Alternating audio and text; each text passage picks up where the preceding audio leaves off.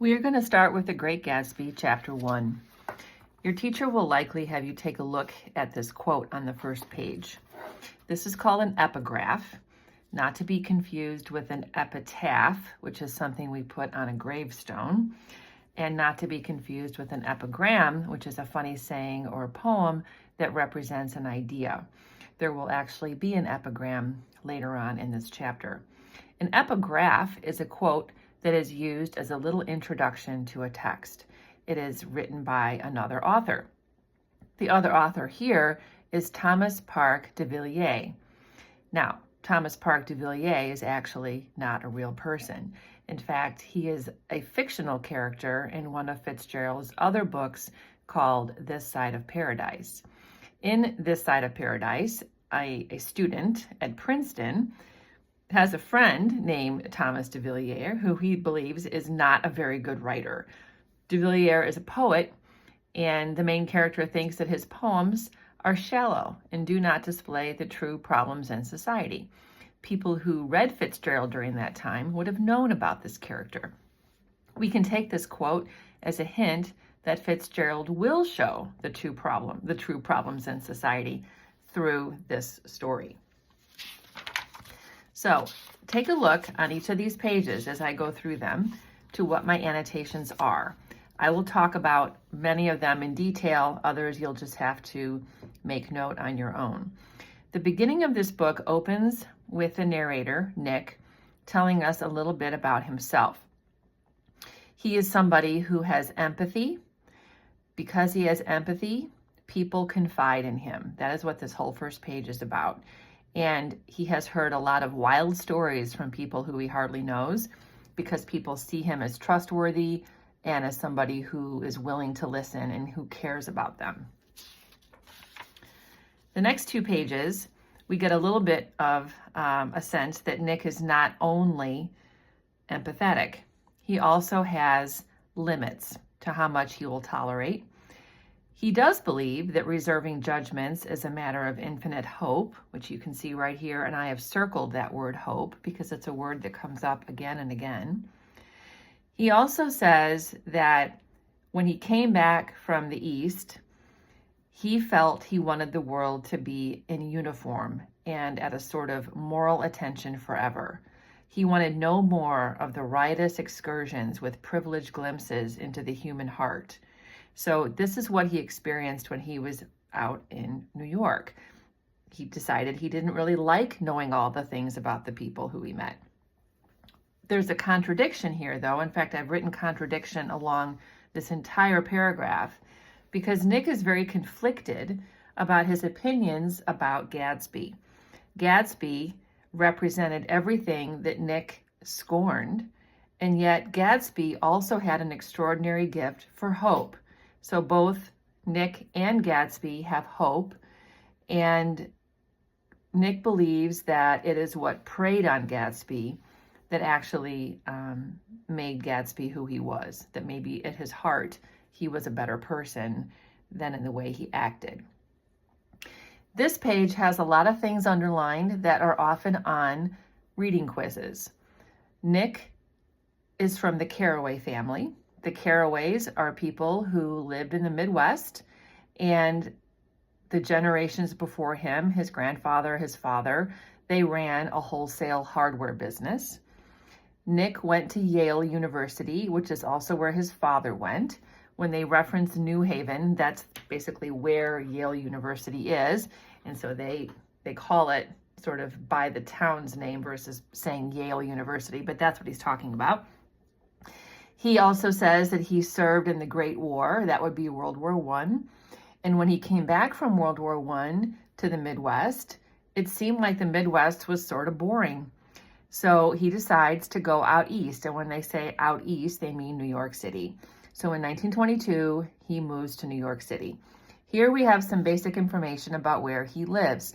He rents a small house for $80 a month in a commuting town, which means it's a town outside of Manhattan where people take a train to get to work. He lives on Long Island. Here on page 4 and 5, we have a lot of references to East Egg and West Egg. First, I want to point out here, I've underlined a couple things that I would say are good examples of literary devices and figurative language. A lot of teachers want you to be able to recognize this sort of technique as a writer. So he has decided he's going to go into the bond business. That's something that also could be a quiz question. He buys a bunch of books on banking and credit and investment, and he lines up all these books that are red and gold on the shelf like new money from the mint.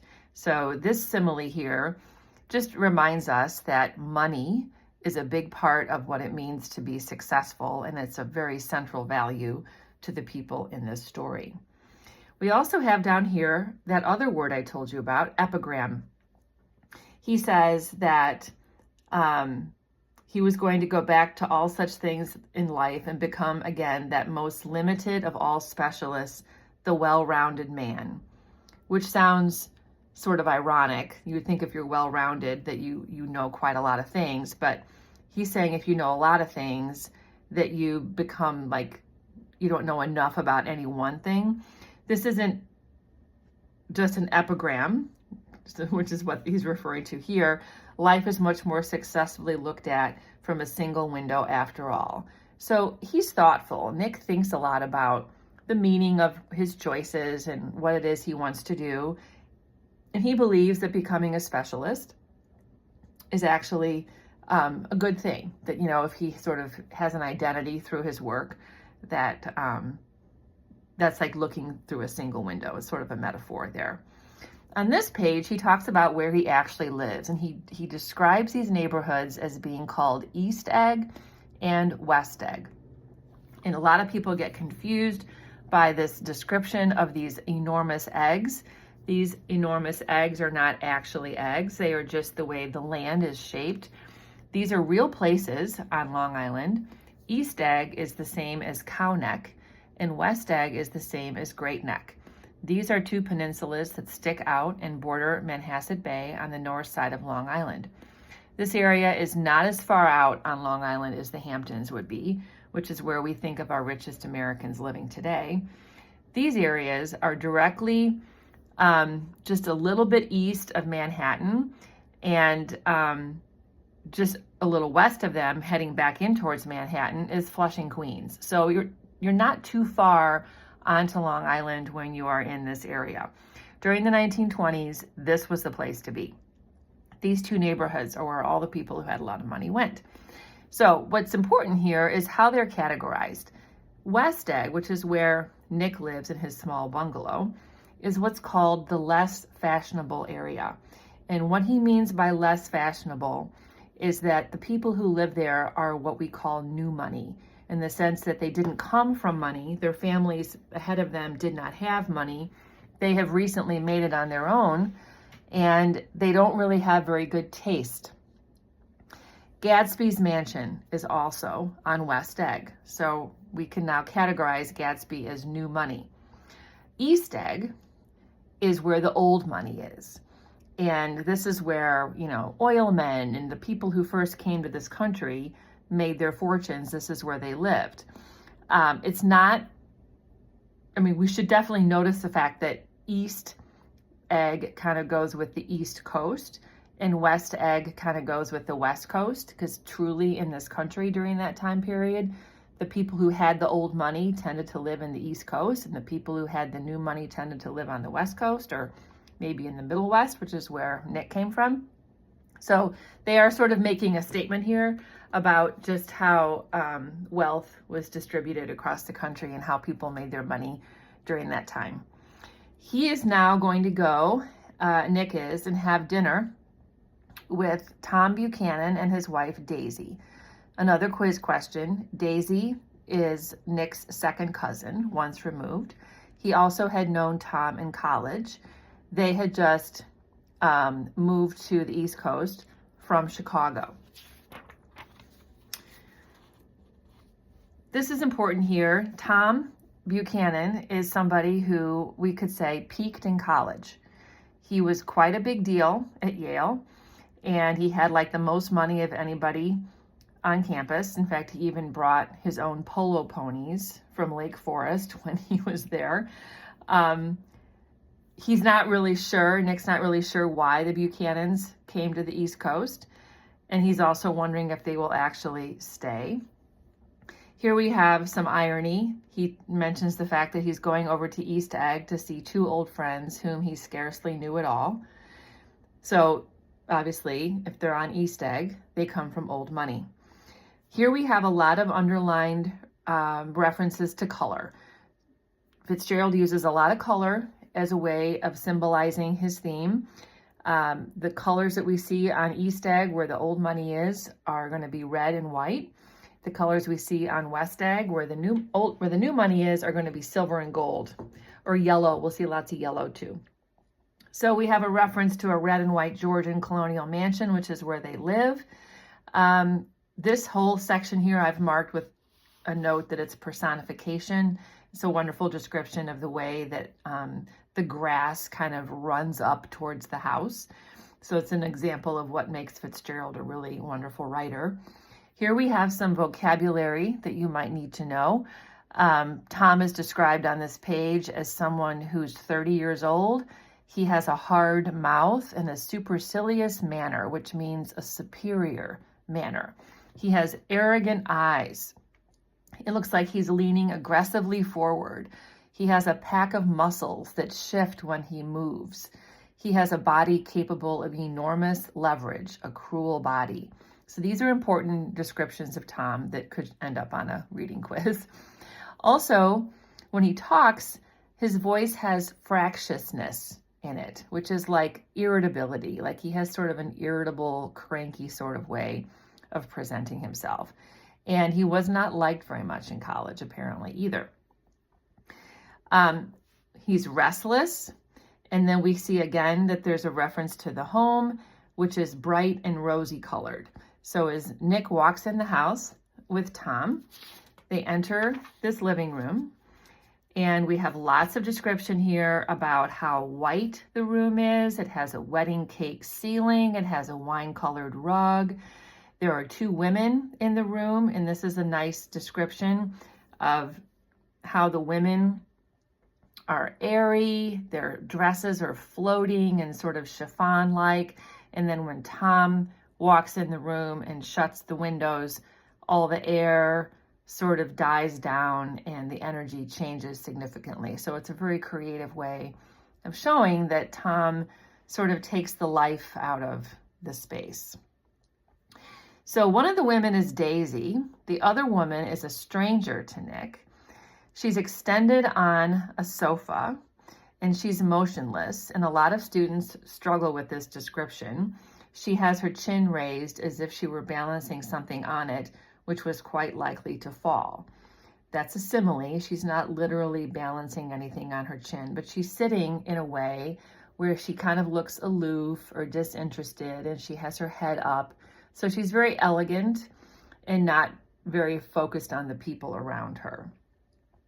Then we have Daisy, who's described as having an absurd, charming little laugh. And she makes other people laugh too. There's a lot of wonderful descriptions on this page and the next one about Daisy's voice, how it's musical and people want to listen to her and people want to lean towards her because she sort of murmurs. So she has a very sort of intoxicating way of speaking. Here we have, again, contradiction. This is in the way that Daisy is described. It's said that she has a kind of voice that the ear follows up and down, as if each speech is an arrangement of notes that will never be played again. Her face was sad and lovely with bright things in it. So she's happy, but she's not completely happy. You know, she's sad, but she's also bright. So there's a lot of like complexity here that's being set up about Daisy, and it makes us as a reader curious about what might be going on with her. Then we have down here sort of a conversation between Nick and Daisy. He sort of teases her that everybody in Chicago misses them so much. And then there's a reference to a baby. Daisy says, you know, you ought to see the baby. So that is sort of a surprise to Nick. It turns out the baby is 3 years old, which doesn't seem like a baby to me. But it's interesting that that's how old she is. It makes me think possibly that to Daisy, her child is just a baby and not necessarily a person. It kind of makes me wonder if she's maybe a little ambivalent as a mother, or if the child is sort of an afterthought, or I'm not really sure. But this is one of those situations where I'd be questioning in my head, like, what's going on with that relationship? So here we have Tom talking to Nick, asking about what Nick does, and Nick says he works for a bond firm, and Tom has never heard of them. So it kind of puts Nick down that maybe he's working for, a small company who's not very important. But then Nick gets a dig in. He says, you will if you stay in the East, meaning like you'll hear about who I work for if you actually stick around. And Tom is defensive and says, oh, I'll stay in the East, don't you worry. So there's definitely tension between these men a little bit. Then we have down here, I underlined how Tom finishes his drink like it were a drop in the bottom of a glass. So alcohol is something that you will see again and again, a lot of heavy drinking. This is during Prohibition. So the fact that they have alcohol shows that they are privileged, that they have access to it, and they are exploiting that access. Over here we have another description of Miss Baker, Jordan Baker. She was the one who was sitting and not looking at anybody before. She's described as having an erect carriage, which she accentuated by throwing her body backward at the shoulder like a young cadet. She is a small-breasted girl. She's sort of described like a flapper would look. The flappers during that time were women who had rejected the Victorian clothing that was expected in the decade before, and they're very much breaking out, shortening their skirts, cutting their hair, wearing things that sort of minimize their figures, very sort of flat, boxy clothes, and that's sort of what she's described as here. Here's another vocabulary word. The word wan means sleepy. Jordan has sort of just a sleepy look about her all the time. She also shows us here in this next little conversation what her opinion is of West Egg, because remember, they are on East Egg, which is where the old money is. And so she says to Nick, oh, you live in West Egg. And she says this contemptuously because they kind of look down on the people who are new money. And Jordan says that she knows somebody there, that she knows Gatsby. And immediately Daisy says, Gatsby? What Gatsby? So I have a question mark there because I'm curious, like, why does she want to know? Does she know Gatsby? She suddenly seems awfully interested, but then it never really gets developed. So Nick does find out that yes, Gatsby, does live next door to him, and that this is somebody to know because apparently he's a big deal. I have an exclamation point here because Daisy, who seems so feminine and delicate, gets annoyed that there are candles on the dining room table, and she snaps them out with her fingers, which I honestly can't imagine doing. And then she sort of chatters about nothing, like the longest day of the year and things like that, and what do people plan, and they have sort of an empty, chatter over dinner. Then on the next page, we have a little bit more contradiction again. Here we have Daisy who just snapped out burning candles with her finger, and now she's complaining that she has a bruise on her knuckle from where Tom did something. Don't really know exactly what, but she says that's what you get for marrying a brute of a man, a hulking physical specimen. And Tom gets annoyed at her and says he doesn't like that word hulking. And Daisy says it again anyway. So they definitely have some tension here in their marriage, which is sort of evident here. Then we go on to a conversation that Tom has about a book he's reading called The Rise of the Colored Empires by Goddard. And this conversation shows that Tom is not that bright. He's very impressionable, and he is a racist. He says that this book is saying that the white race is going to be taken over by the other people who are immigrating to the United States. He says that, we need to keep them back. He talks about the fact that he's a Nordic. A Nordic is somebody who came from Northern Europe, from the Scandinavia countries, and they are typically tall and strong and blonde, which is very much how Tom is described. So just his comments here about being Nordics and needing to, protect the white race sounds a little bit like a Nazi. So he definitely has a very racist viewpoint, and this is what he decides to bring up over dinner. Then we have a shift to Daisy starting a very odd conversation about the butler's nose. This happens because the telephone rings, and something about that telephone ringing sets her off into a very nervous conversation about some story about her butler's nose. And she goes on to say that he had difficulty because he polished silver all the time, and that it affected his nose, and then he had to give up his position. So it's a very empty conversation that really means nothing. But what's going on in the meantime is that that phone call is what's causing the tension. We discover that Tom is called in to answer the phone, and then Daisy starts talking again about how wonderful Nick is and how much she loves to have him there, and then she throws down her napkin and leaves the table. At which point, Jordan Baker says to Nick, "Don't talk, I want to hear what happens." Of course, Nick doesn't have any idea what she's talking about, and he says, "Is something happening?"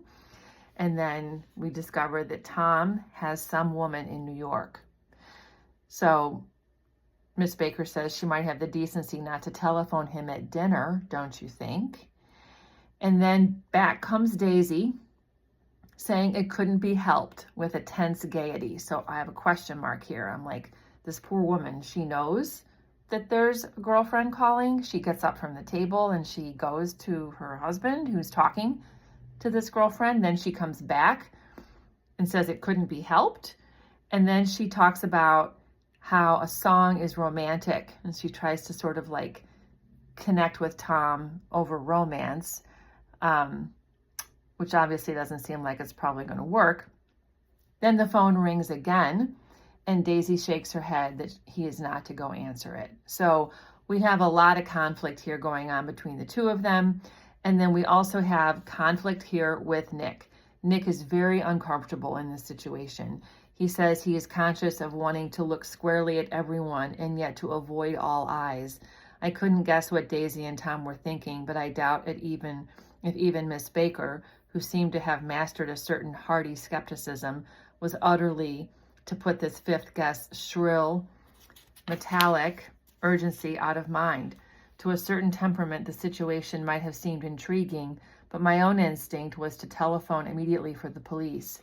So he is very upset by the fact that Tom has a girlfriend and that she has called at dinner.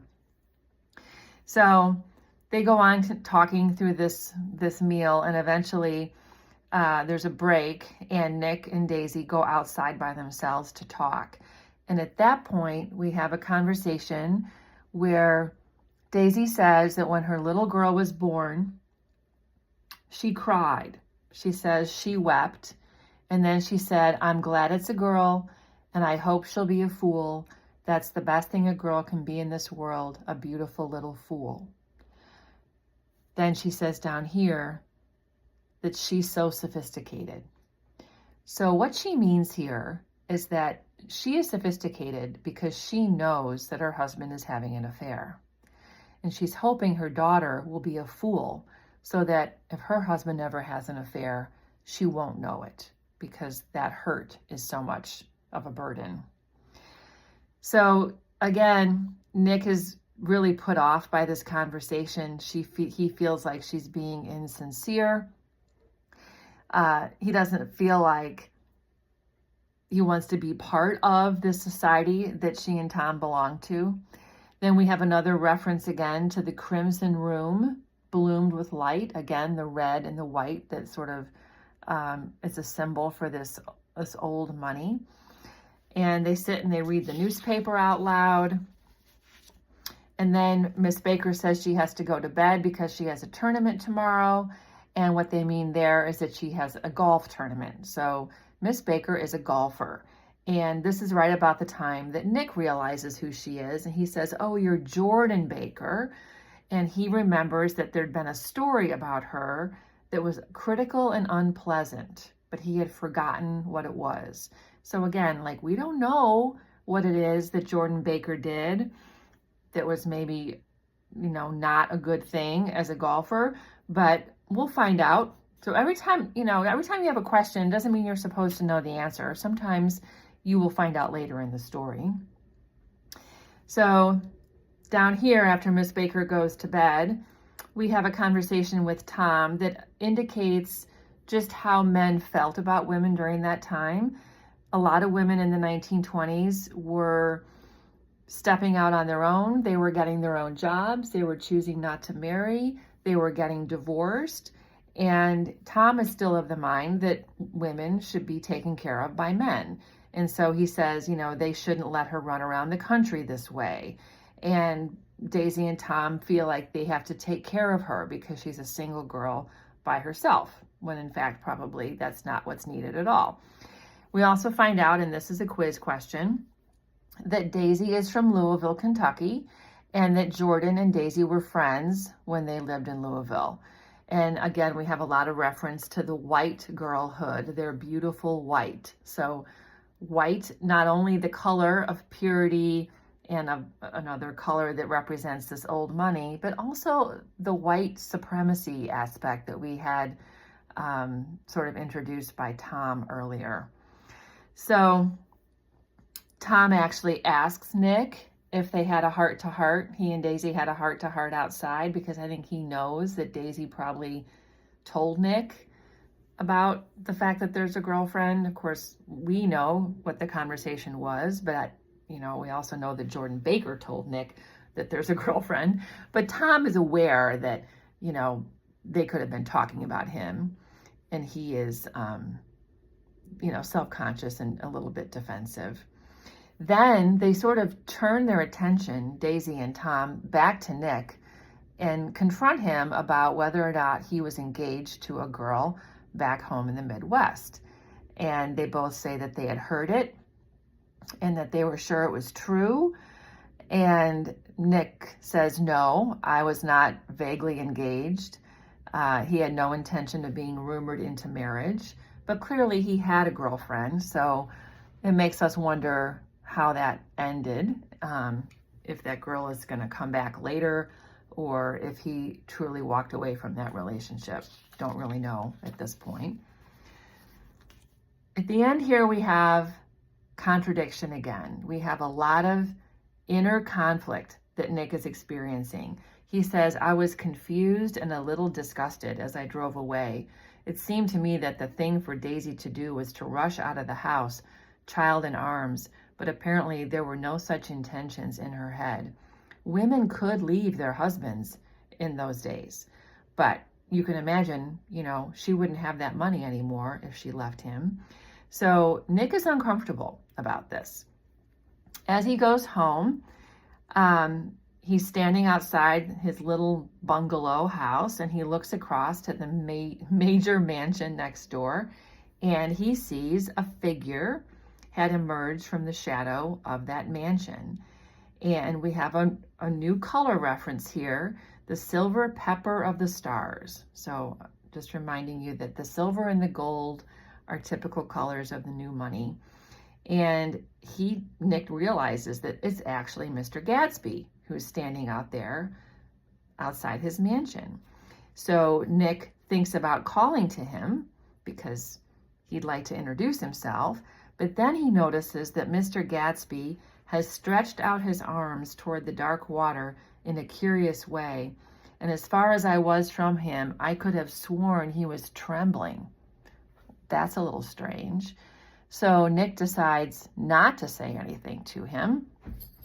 He does notice that Gatsby is looking at a single green light far away across the bay. And then when he looks once more for Gatsby, he has vanished. So we have had a little introduction to Gatsby. And of course, the first impression we have is that he is very mysterious. So some of the things that you should keep a note of from this chapter are the contradictions, the inner conflict between some of the characters' feelings, the color references here, which are going to be consistent throughout the book. I think a lot of teachers might talk to you about whether or not you think Nick is a reliable narrator. Nick will narrate this entire story. And right off the bat, he has shown us that he is what he describes as normal, that he is empathetic, and he reserves his judgment, but also he has shown us to be very judgmental in many cases, and that there are a lot of things he disapproves of. So sometimes teachers will ask you to write about whether or not you think Nick is a reliable narrator, and some of those areas in the book I marked here where he is confused about his feelings are good places to find evidence for that question. The characters we've talked about here are Nick, the narrator, Tom Buchanan and Daisy Buchanan, and then Jordan Baker, who is the golfer.